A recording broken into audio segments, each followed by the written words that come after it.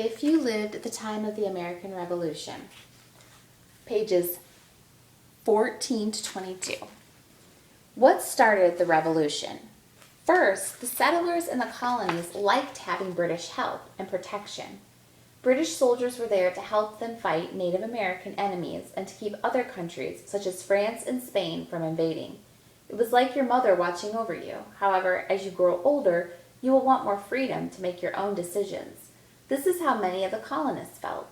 The colonists grew tired of following British rules. England controlled trade and told people where they could settle. They forced the colonists to provide housing and food for the British soldiers sent to protect them. Since 1760, the colonists had also to pay taxes for various products under a law called the Stamp Act of 1765. The colonists had to pay extra money for newspapers, land deeds, card games, dice games, and even for graduation diplomas. The colonists had no direct way to complain, since no one from the colonies was allowed to be a member of the British Parliament, which made the rules. James Otis, a Boston lawyer, stirred up the colonists when he said they should not pay taxes until they could send a person to speak for the colonies in Parliament. Taxation without representation is tyranny, he explained. After years of protests, the British took away all the taxes, except one on tea. This did not satisfy the Patriots. On December 16, 1773, angry patriots dressed as Mohawk Indians dumped 342 crates of tea into Boston Harbor. They shouted, "Rally Mohawks, bring out your axes and tell King George we'll pay no taxes on his foreign tea." King George decided to punish Boston for the Boston Tea Party by closing the port. Nothing would go in or out of the city until the tea was paid for, and the city told the king it was sorry that that had happened. Some people thought it was time for the colonies as a group to protest British taxes.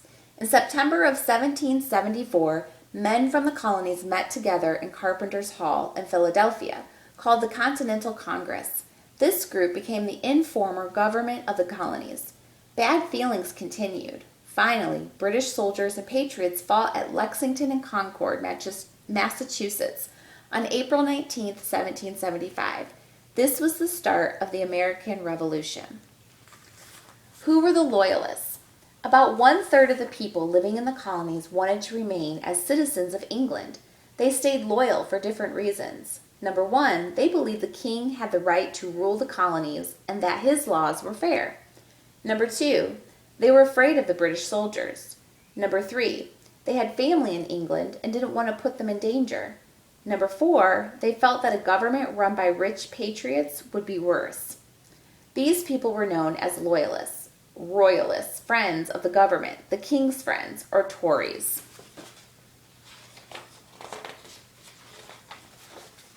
Some loyalists joined the British Army and became regular British soldiers, called redcoats or lobsterbacks by the Patriots because of the color of their uniforms. Redcoats are here.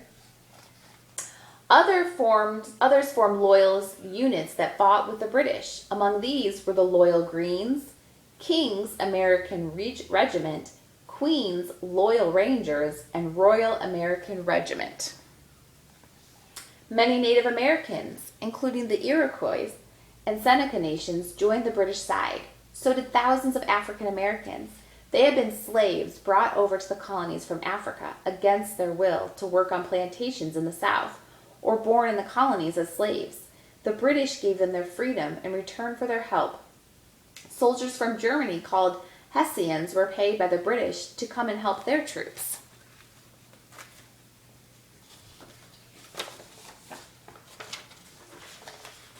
Many people who had recently come to the colonies from England, Scotland, Ireland, and Germany also remained loyal to the King of England.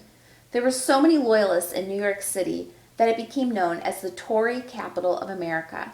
Delaware and the southern colonies also had a large number of loyalists. All types of people were loyalists, including lawyers, merchants, ministers, government officials, farmers, and workers. That is the end of our lesson for today.